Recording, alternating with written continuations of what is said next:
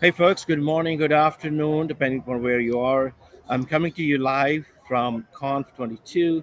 It's day four of conf22 in Las Vegas. We had great 4 days here, and today we are wrapping up in this session. We're wrapping up what we have learned from here, and Joe and Kirk will give their sort of 2 cents on what they noticed here. Joe is a cloud computing thought leader, and Kirk DeBron delves into data and data science. He's all things data. So with that, I will turn to Joe to start with. Joe, what did you think of Conf22? You joined virtually. What was your experience? What did you like? What did you find out? So how did it go for you? I think it was great. And nice to see you, Sarge. Nice to see you, Kirk. Hybrid events are here to stay, and I'm not sure the final counts, but something like 5,000 live in Las Vegas and 20,000 virtual participants. Splunk did a great job with 296 sessions to choose from, and I really like the idea that the tracks were broken out by skill set and type, and that you could build your track based upon your job type. Yeah, I think they did a great job at the so divvying up the content by the personas. Kirk, how did you find out? Like, did you join any sessions, and how was the virtual participation to you? Well, for me, I'm with Joe here. I think so. I'm sort of lazy now. I think staying home and attending a conference virtually seems to be more my cup of tea because I have my nice cup of tea with me. It's a pretty big Yeah, yeah, cup of tea. So I find that first it's a bit overwhelming when you see there's nearly 300 sessions to choose from. But the agenda builder, like Joe's saying, there's different ways you can slice and dice it by persona, by category, by keywords, and things of this sort. And that's sort of how I addressed it. I looked for the things that were really interesting to me, and it was pretty easy then to just sort through that list and filter it to just the topics that I was interested in. And so this ability to approach it, either by your personal interest or by the persona. Like, for example, if you're a director of an organization, or if you're a developer of Splunk products, these are different types of personas, and that it's easy to sort of find that place where you fit into the agenda. So I think that they managed it very well. It would have been fun to be in Vegas with you, Sarbjeet, but yeah. I finally meet you in person someday. I know. I hope it will happen soon. Actually, it was fun here. I mean, to be honest, you can't beat the energy of on-site, events. Like here, there was a drone racing, like McLaren racing, and they put sensors on splunkers, and they walked around, and they had 3 million plus steps. Actually, they were taken by the Splunk marketing team put together. So they're monitoring the data using Splunk with these sensors on these splunkers, if you will. So I think it was awesome here. I wish you were here, and I saw Sally here. Oh, by the way, Sally and Neil, they got engaged here. You guys I both saw know. that. I think that yes, Fantastic. that was awesome. That was a highlight of the whole thing to me. Actually, they were good friends of mine, and yours as well. I know. So with that, like, any particular sessions which stood out for you guys? Like, did you attend any sessions which like stood out for you? I'll go with Joe first. Well, I just want to say overall that I love Gary Steele's keynote and his energy. Speaking about good energy, I heard that his goal is to meet with 100 customers in his first 100 days. That's a lofty goal. But there were three threads that were sort of woven through the conference for me. I think the first was the idea of competitive edge through the use of good data. So, pretty clear to me that Splunk is listening to their customers. It's clear that they took feedback from a September 2021 State of Data Innovation report that they did. They surveyed 1,250 respondents across 10 countries in a range of industries, company sizes, and infused those findings into the conference. Sort of no surprise, but one of the key findings from that survey was that good data colors innovation and keeps firms competitive. And I think the key is to remove barriers between the data and action. And then the idea of observability and the benefits that it brings to the table was also a very common theme. Businesses are under pressure to innovate faster while maintaining reliability at the same time, and that can be sort of a very challenging balancing act.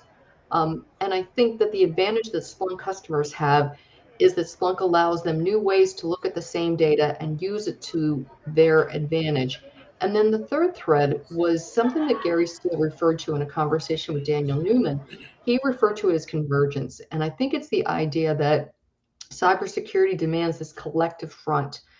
And the conference highlighted the importance of collaboration, not only between IT teams, but between the business, employees, and IT. So cybersecurity has moved beyond information security strategies and become part of the overall business strategy. Yeah, Kirk, anything you want to add there? Yeah, I'm always a big fan of anything data, so Yeah, I of course, we follow know the that. data. So I follow the data, and I think that's sort of my big personal takeaway from this, and hopefully others got the same message, and that is Splunk has always been focused on the data, access to the data, gaining insights from the data, delivering data to the right people in the right contexts, and so on. And I think that's really became super clear during this conference. I mean, I've always admired the work that Splunk has been doing, but just the number of products and services and capabilities of their platform around data. For example, this, what I would call insights obsession, right? They're insights obsessed. That is, it's not just about delivering bytes to people, but that by delivering the things that matter in the data. That is, alerts or anomalies or trends or patterns or behaviors. I mean, those are extremely critical for any kind of IT operations, whether it's the cybersecurity viewpoint or any other data stream in the business, being able to deliver insights, not just bits and bytes to people. And so the focus is around what are the types of insights people want. So in some cases, people are looking for anomalies. Some cases, they're looking for values that exceed certain thresholds, and those anomalies that might be indicators of something happening in the business. And so those types of capabilities and features in their platform are the sessions that I really focused in on. I wanted to see what are the new and interesting ways they're enabling insights discovery from data for their customers. And this whole week was about that for me. And I just was very excited every time whatever session I tuned in on, it was always the key word for all of them for me was observability. I mean, I gravitated to the sessions that focus on observability. And I've been a big fan of observability for quite a while now, because for me, it's not just monitoring. Because when I first heard the term observability a couple of years ago, I thought of just it's a monitoring thing, right? Then I realized there's a big difference. Monitoring is what you do, and observability is why you do it. So observability is really a strategy of like, what do we observe? Why do we observe it? Why do we collect that data? What do we intend to get from it? What kind of decisions will we make from it? What kind of goals and business objectives are we satisfying by collecting that data? So that requires a strategy. It's not just putting sensors on everything and just streaming, millions of bytes of data, to some cloud service, and then hopefully someday someone will look at it and find something. It's really focused on observing things that need to be observed in order to achieve some business objective. And I really think Splunk hit a home run there, scored a touchdown, or won the NBA championship, whatever your favorite sport is. I mean, it's they had Formula One racing here, so I guess they won the race toward observability with their platform. Yeah, I think there's no doubt about that. The fact that they are the leader in this space, they lead the thought process in that, and they also they started the productizing their offerings around observability early on, and other people have caught up, and there are open standards around that, observability, and they're big contributor to that. So that's awesome. I believe we need for observability to work, we need interoperability, and for that we need standards, and having open standards actually I think goes a long way. So yeah, spot on both of you, Joe and Kirk. Let's switch a little bit, like, but talk about like thought leadership, if you will. Things are changing underneath. There's always something new. The data science is emerging. Kirk, you sort of totally, you're totally into it. Actually, you talk about it all the time. Data science, data science. My question to you both is, how do you see this whole landscape changing? Of course, having the observability data, like what's happening, is good, but what do you do with that data?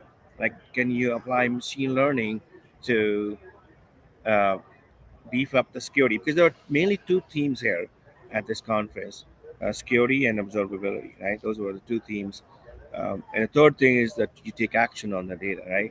So how do how do you guys see this working? Like, how fast the machine learning and AI is very like overly loaded term. We know that. Machine learning is more practical, sort of makes practical sense in this context, in the operations sense, if you will. How do you guys see this working going forward?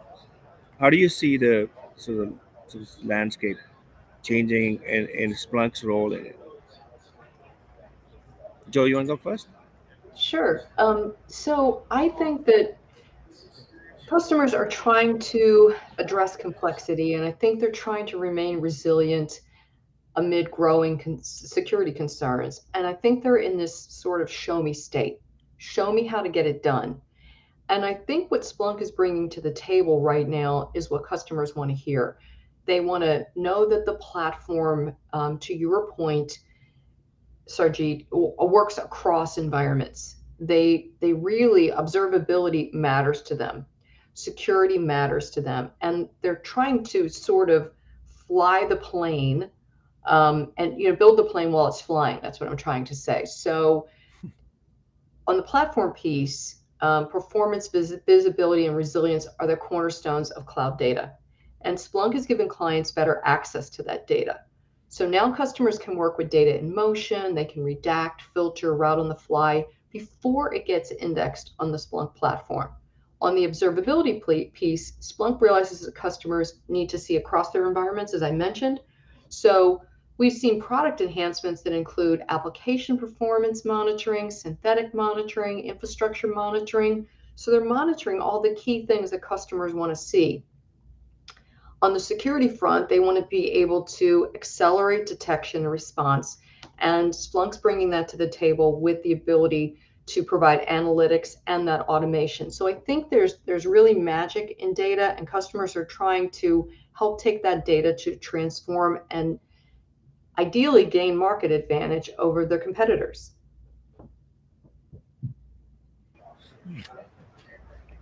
Yeah, Kirk, like you being expert in the data science sort of arena, do you see the usage of data science on top of the data which we are collecting?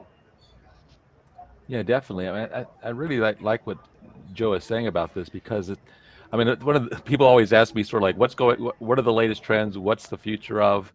And you fill in the blank, whether it's AI or analytics or whatever. And my answer every year seems to be the same answer. It's all about the convergence, right? Of convergence of the technologies, convergence of the different applications. So just for example, I mean the thing that Joe just mentioned about synthetic monitoring, that's something that really intrigued me when I heard that this week. And I said, well, what is that? I mean, I can guess what it is, and then I actually read about what it was, and I came pretty close to my guess. And in a sense, it's basically a digital twin of your environment. And what is a digital twin? Well, it's a model, it's a digital model of your organization or of a system. So the system could be a small thing, like one device, or it could be an entire manufacturing plant, or whatever. So that it's a digital model. So that digital model, you can play it forward, play it backward, so you can predict what's going to happen. If there's a problem that happens in the environment, you can play the data back and see what the causal factors are. So it's both predictive and prescriptive. That is, what can I do to optimize if we see something happening? And so the synthetic monitoring is really a powerful tool for organizations to be very proactive about where the vulnerabilities are, where the risks are in the organization before something happens. And so it's all about the data. It's all about the data informing the model and informing the decision maker and informing the person doing it. So there's convergence across the technologies and the tools, but also convergence across the different units of the business, because this observability thing and security that, like you said, are the main themes of the conference this week. It's not just the IT security people who are paying attention to this. Every person in the organization needs to speak up if they see something. It reminds me of the slogan in the New York City subway. If you're ever there, there's a sign that says, "If you see something, say something." And I always thought that this is the real key to democratizing data in organizations, that every person in the organization should be empowered that if they see something in the data, they should say something. That is, if they see something that looks like a data breach or looks like a security problem, or maybe something, okay, those are negative things, but something positive, like they may see a new opportunity, a potential for an innovation, a new data product, or anything of that sort, a new insight from data. They should just not. They shouldn't just say, "Oh, that's someone else's job." It's everyone's job. Digital business means digital business. So everybody's business, part of the business is digital, is data related. And so the democratization of data is really one of the cool things that I saw this week, in the Splunk platform. Uh, One of the very first things I heard earlier this week that stuck out with me was the concept of federated search. So federated search basically allows you to search across many different databases or cloud sources, whether it's hybrid cloud, on-prem or off-prem. And so the true value of cloud, and now I'm talking to something that Joe is the expert in, so she can correct me here. But what I always loved about cloud was when I get into conversations with people that say, well, isn't it just a mainframe? We've always had mainframes. We've had mainframes for 40, 50, 60 years. And I said, yeah, but it's now virtualized. And what does that mean? It means you don't have to worry about the specific file structure and the specific hardware that the data resides on, which we used to have to be very specific about file names and file structures and all this kind of stuff. Now you can access all kinds of distributed data and run queries. This is what federated search gives you. It gives you the ability to do that convergence of all these data sources in your organization. And the best sort of pattern discovery and insights discovery comes when you see it from many different dimensions and from many different aspects of the data. And so bringing all those different diverse data sources to interpret, for example, if you have some kind of an alert, there's a good chance you're going to have some false positives. You just can't send all the alerts to your staff and say investigate every single thing, because there's a lot of false positives. And the way you can resolve a lot of those false positives before you turn it over to your staff is to look at it from other directions, from other data sources, and help to basically reduce the number of false positives and increase the number of true positives. So all these things are made possible by the capabilities that I see in the Splunk platform that were announced this week. All right. Yeah, actually, we lost a couple of minutes in the beginning where we couldn't go live, and in order to sort of recover from that, I will skip like one one of the topics we want to cover. But at the end, I wanted to get your take on any predictions around um, knowing what you have seen here, and from your experience, any predictions in the observability space or the security space, or the future of tech as whole. You guys want to share this time, Kirk? You go ahead first. I want My to change the order now. Okay, I already told you what my answer would be. What's my prediction for the future? More convergence. Makes sense. More convergence of the technologies, of the tools, of the business units that use the technologies and the tools. But I think the real key thing is this word resilience that I've heard a lot of this week. And so, what is resilience? Well, it's the ability to bounce back, from something that happens, right? Bounce back from a risky event or something of that sort. And I think the capabilities that cloud bring and that distributed data bring is that you're not dependent upon one single system, one single source of truth. You have these distributed sources that you can always access. So let's just say you have a ransomware attack on a specific part of your organization, some system. Well, you got data in other places. You have ability to respond and to diagnose what's going on from these other data sources. So there's those types of events, but there's also risk in the market. The market is rapidly changing. There's innovations everywhere. And a business that looks like it's at the cutting edge of their particular market might all of a sudden find themselves lagging behind just because the pace of innovation is so fast.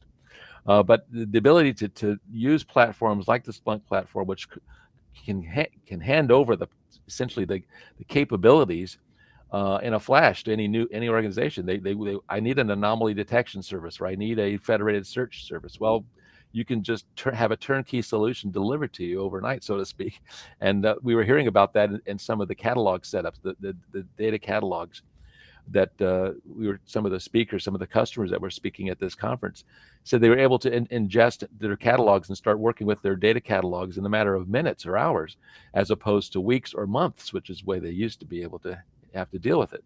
And so the resilience factor has a lot to do with how fast you can respond to something.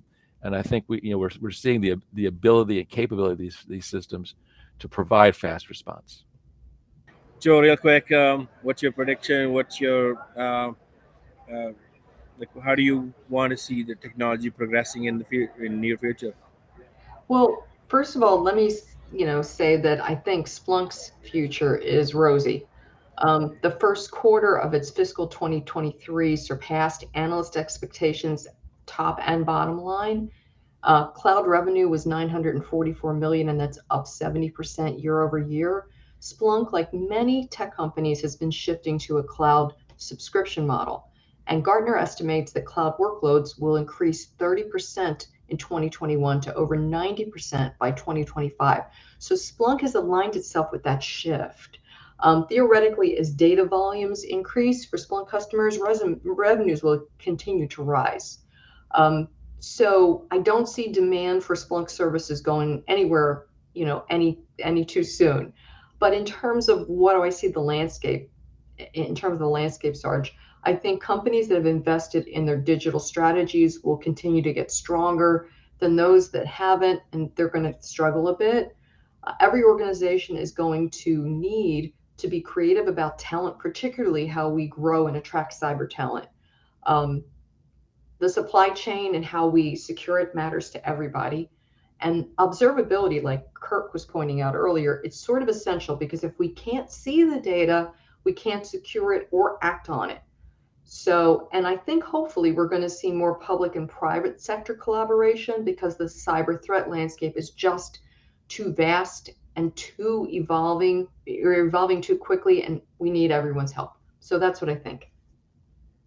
Oh, with that, actually, my 2 cents are that I think the data is, we have more and more data as we have more and more sensors and IoT and edge. And there was actually edge story as well during this conference. The edge was highlighted on the main stage during the main keynote by Gary, the CEO of Splunk, and he sort of showed the importance of Edge as well. And the community is strong, and then there are a lot of community here. They have these hats and badges and all that stuff, and it's all about the talent, I think. And I usually say that in order to outcompete your competition, you have to out educate the market, and I think Splunk is doing a pretty good job at that. And I think that they can do better in the partnership and alliances, that sort of aspect, which I spoke to some folks here, and then also there was analyst sort of relation AR team, yeah, get together with the CEO, and then I expressed my gave my 2 cents about that, and they get that, like the demarcation of like the putting the different partners in different buckets, and by the capability and by the type of sort of partner, I think it goes a long way. When people are looking for solutions, they can hop onto the best one, the most matching one they can find. I think it goes a long way. With that said, thanks Joe, thanks Kirk for joining us today, and thanks everybody for watching. Actually, we were not monitoring the comments on LinkedIn. It's live for sure. But yeah, see you next time. Thank you. Bye from Thank you. 22. Thank Thanks. you. Bye.